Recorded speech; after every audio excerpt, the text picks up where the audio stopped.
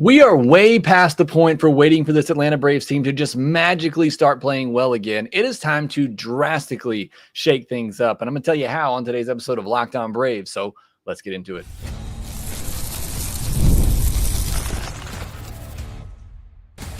You are Locked On Braves, your daily Atlanta Braves podcast, part of the Locked On Podcast Network, your team every day.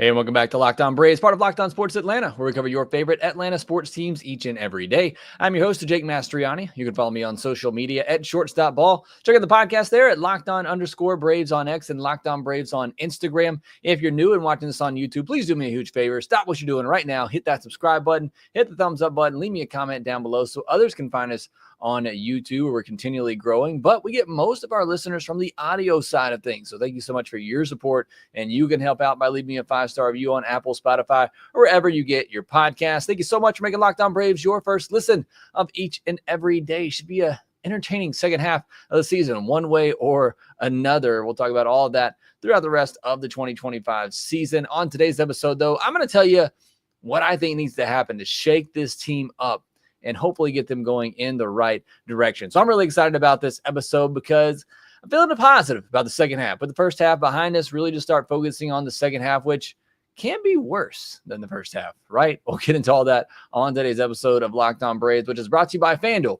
Right now, new customers can get $150 in bonus bets when your first $5 bet wins. So I teased this the other day, and today's episode, I want to get radical. I want to get a little bit crazy. I want to shake things up. And I'm excited about this episode because part of me is just excited to see something different in the second half and just getting crazy with it, because what do you have to lose at this point?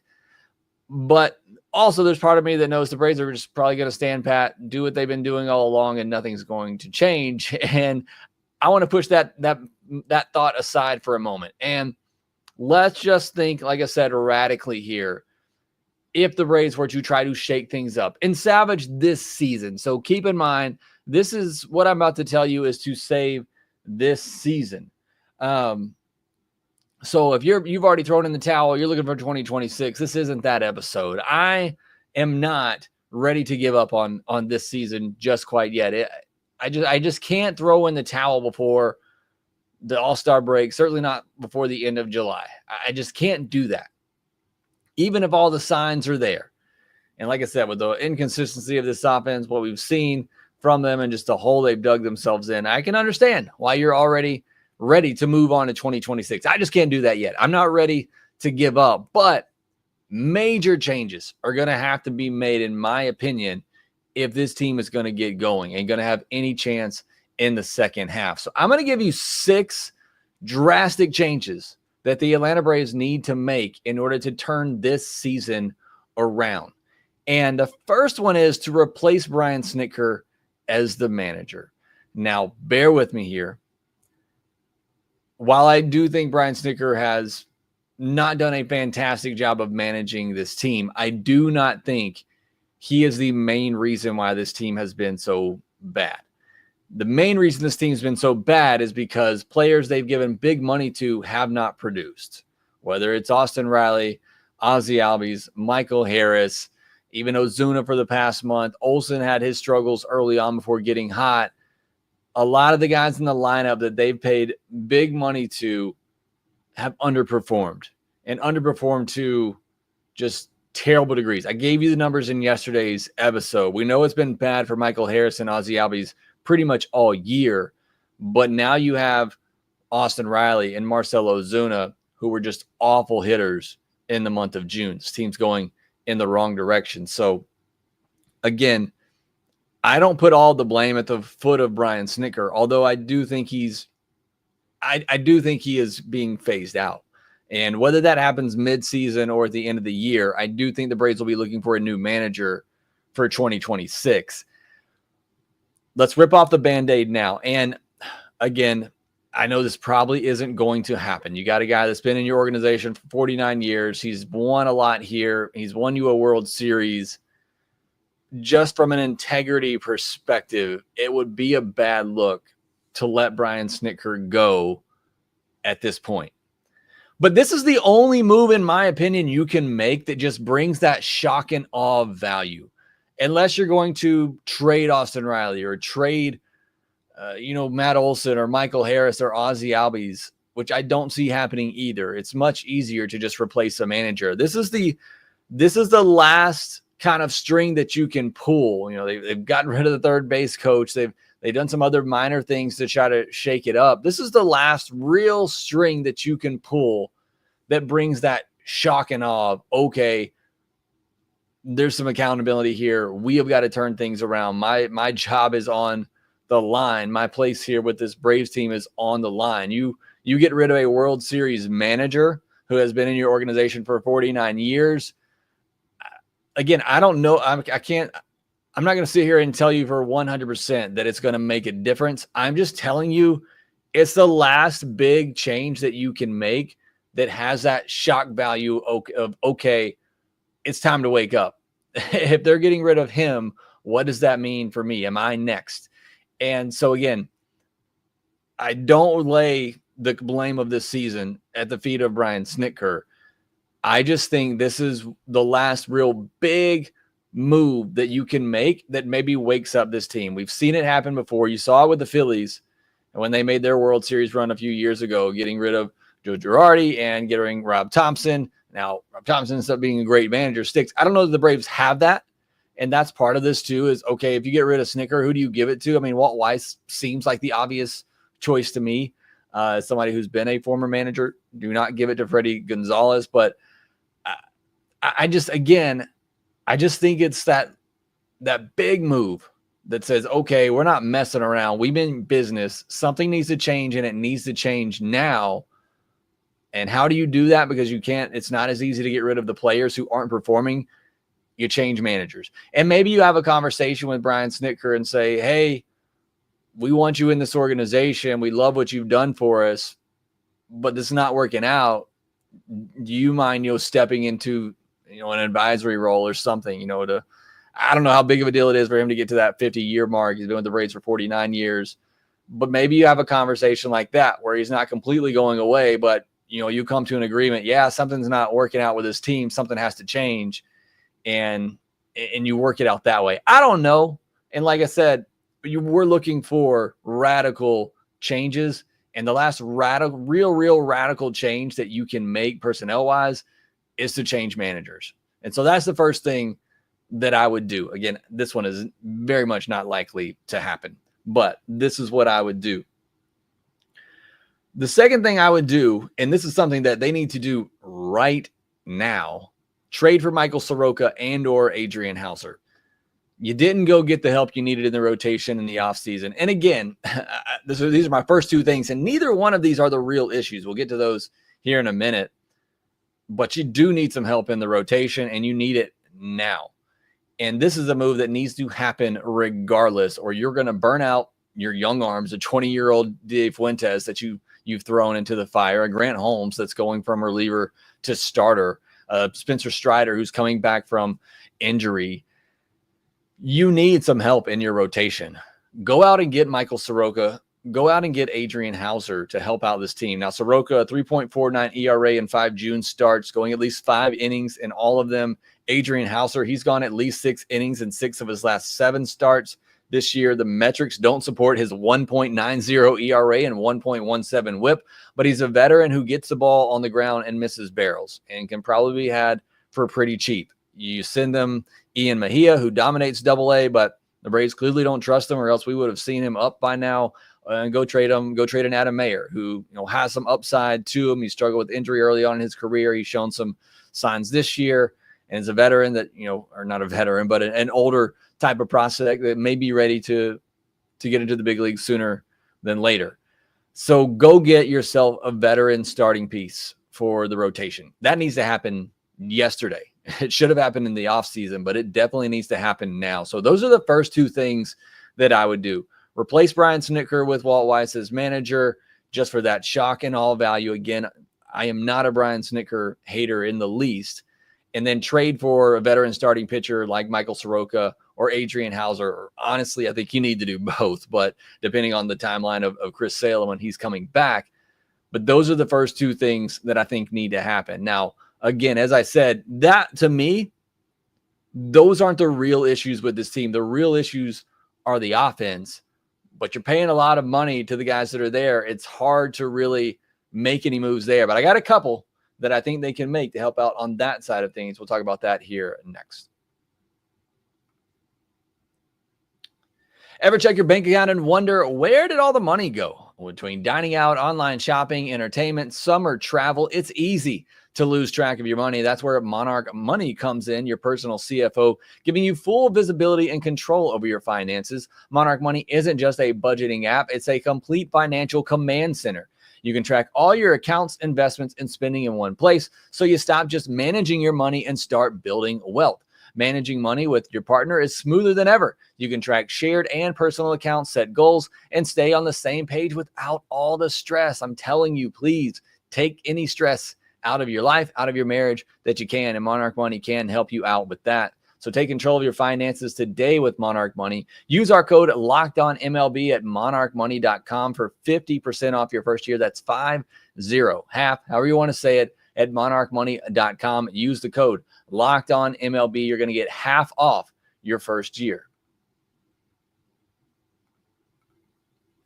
Thank you, as always, for making Locked On Braves your first listen of each and every day. Go check out Locked On MLB for your second listen of the day, where they get you caught up on everything happening around at Major League Baseball each and every day. The guys over on MLB Game Night do a fantastic job of highlighting the biggest moments from each game each and every night. Well, getting back into some of these drastic, dramatic, radical changes, whatever adjective you want to use there, that I think the Braves need to make to shake things up.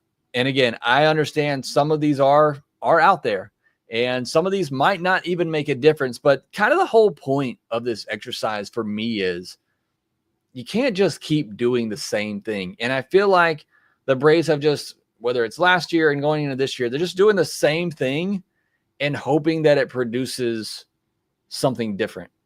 And look, I was in that mindset for a while. You got the back of the cards for all these baseball players. They've all done it before. Eventually things are going to turn around, but we're a year and a half into this now.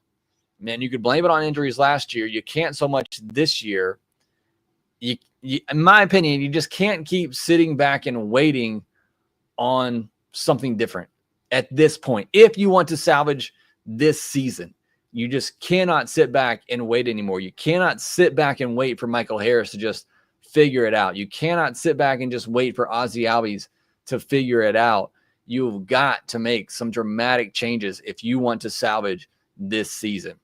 So the third thing that I would do here is I'd call up Carlos Rodriguez and give him a chance in center field. Look, they set down Michael Harris for 2 games and the off day, so technically, he gets 3 days in a row to kind of reset him, get his mind right. I think they should have just sent him down to AAA and allow him to work on his plate approach there, work on his swing mechanics.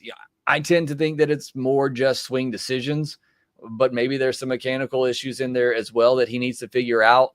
And I just don't know that you can continue to let him try to do that at the big league level. So again, we'll see what happens. Obviously, they just gave him some days off, so I imagine they're just going to insert him right back in there every day. Maybe they're going to sit him against some lefties every now and then. I think the best route is for them to just send Michael Harris down and try out Carlos Rodriguez in center field. And look, I don't think Carlos Rodriguez is the answer. Certainly it's going to be a downgrade defensively, but so is pretty much anybody that you put in behind Michael Harris. And Carlos Rodriguez has a 0.52 isolated power at AAA. So you're not getting any power. He's got a 96 WRC plus. It's not like it's a great offensive weapon, but maybe he'll hit for a little bit of average. He doesn't strike out a ton, has some speed. And so, again, maybe it gives you a little bit of lift offensively, but this is more so for Michael Harris. And look, if the Braves are going to turn anything around, whether it be this season or going forward, Michael Harris has to figure this out. He's here. He's locked up long-term. It's not a ton of money, but he is your future, and he is your center fielder. And I just think now is the time, if you're going to send him down for this season at least. In the offseason, a different story. Obviously, you got more time to work on these things. But for this season, I think you just need to send him down, give him a couple of weeks in the minors to work on these things, and then hopefully he can come back and have a huge second half.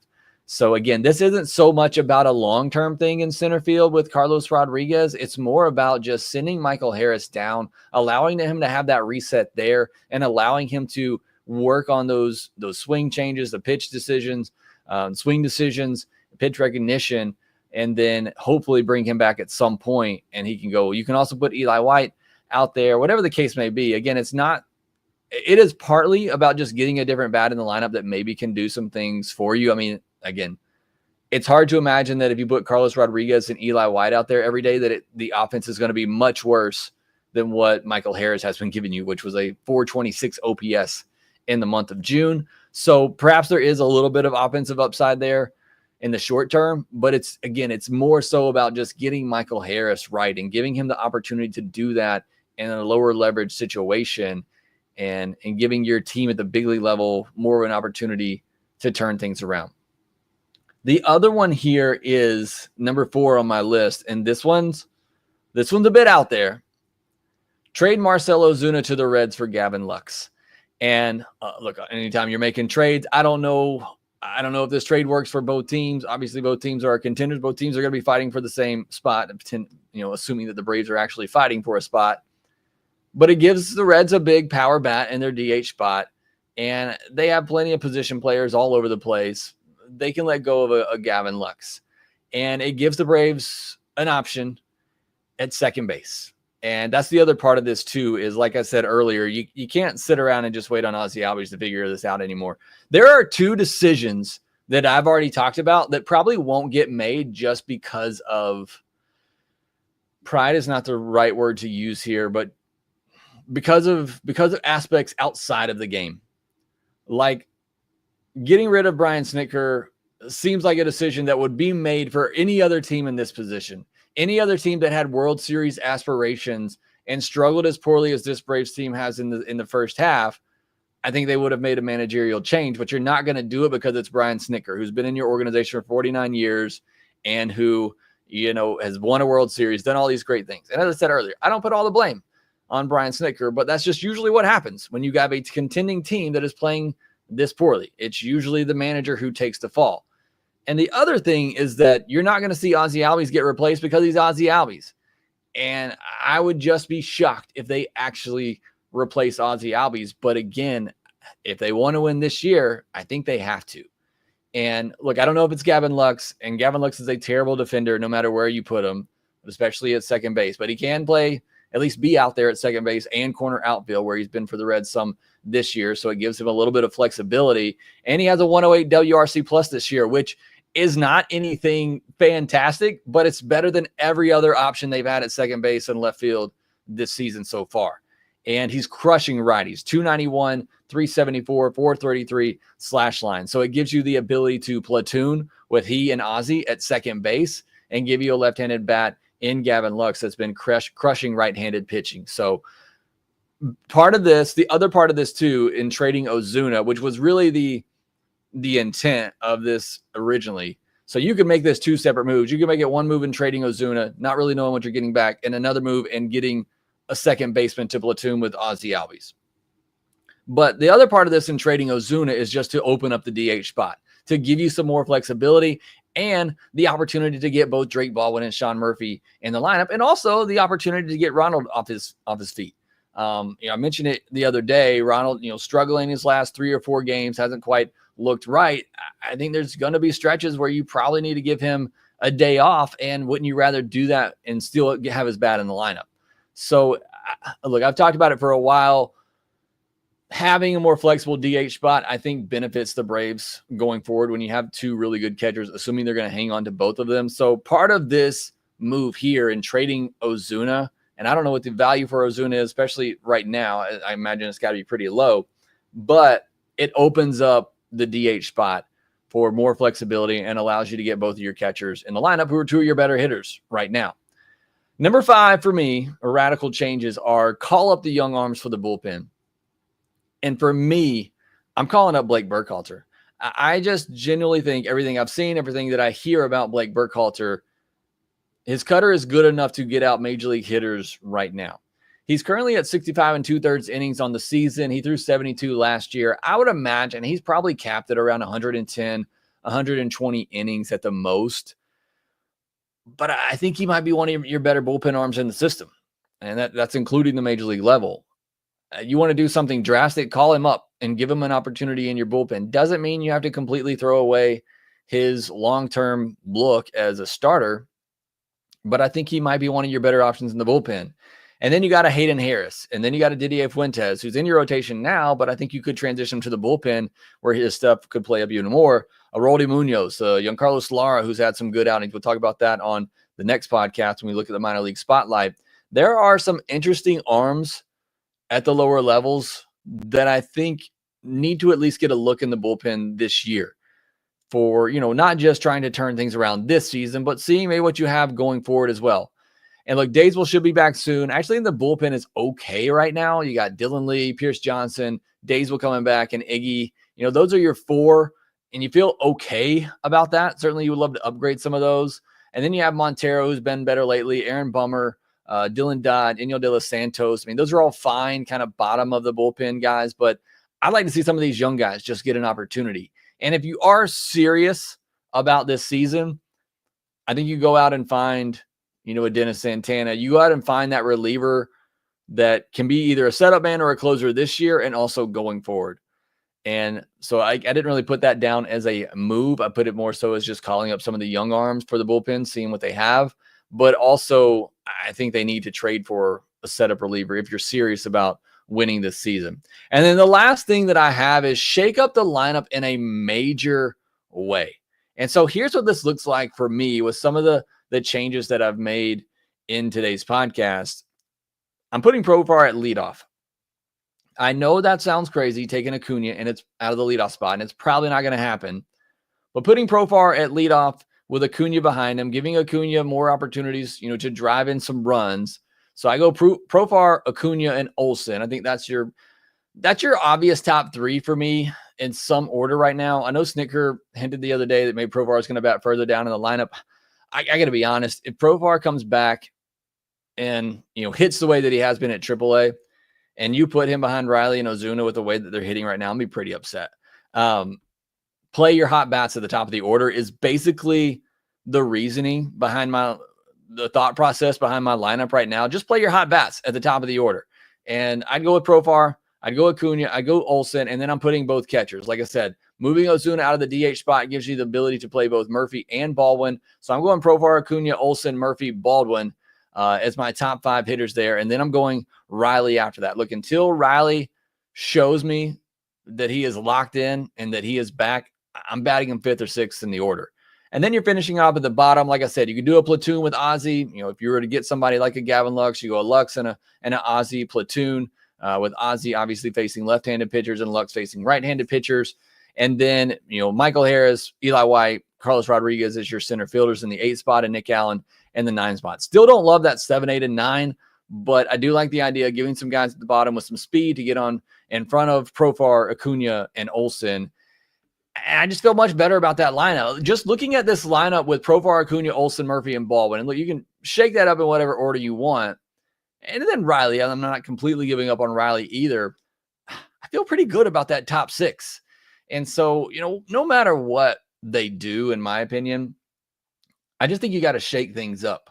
I think you got to completely shake it up here in the second half and just try some different things. And I know these are all some drastic changes, and most of them are probably not going to happen, but it'd be a lot of fun. And that's all I'm looking for in the second half. Can I have a little fun? Can you get back into it and get our hopes up, even if you let us down?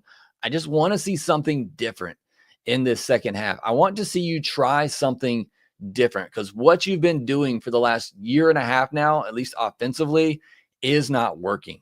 So try something different. Try some different players. See what works and see if you can get this team going. See if you can make the second half interesting. So let me know what you think about these changes. Let me know what changes you might make in the comment section down below. Would love to hear from you. In fact, next, I asked you, and I'm going to get to some of your comments. We'll do that here next. Summer sports are in full swing, and whether you're all about baseball and the lights like me, golf on the green, or high-stakes soccer action, FanDuel is the best way to make every game even more exciting. You're already following the action. Why not make it a little more thrilling? With FanDuel, you can get in on the game while your friends are getting sunburned at the beach. Or if you've been using FanDuel to track your favorite player matchups and the app keeps it fresh with new daily promotions and fun ways to bet. It's easy to use, has a fast payout, and makes even regular season games feel like must-watch events. That's what I want in the second half. I want the Braves to feel like a must-watch event. It's hadn't been that way here for a little bit, but FanDuel can help you out with that. Whether you're replacing a same-game parlay or watching a bet right into the ninth inning, FanDuel makes it feel like you're part of the action. Also, make sure you visit FanDuel.com/playsafe for tools and resources to help you stay in control of the way you play. And if you're new to FanDuel, new customers can bet $5, get $150 in bonus bets if your first bet wins. Open the FanDuel app today or visit FanDuel.com to get started.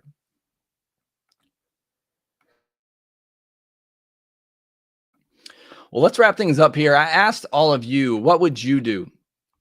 What drastic changes would you make if you were the Atlanta Braves to try to get things going in the second half of this season? So we're going to go through some of those comments. And just as a program reminder, we are pushing back the minor spotlight episode. I will go over that on Tuesday afternoon is likely when that podcast will come out. So a little bit later here this week. We got 41 comments. I'm going to try to filter through some of these, but also if you got some in the live section here as well, let me know some of your thoughts as well.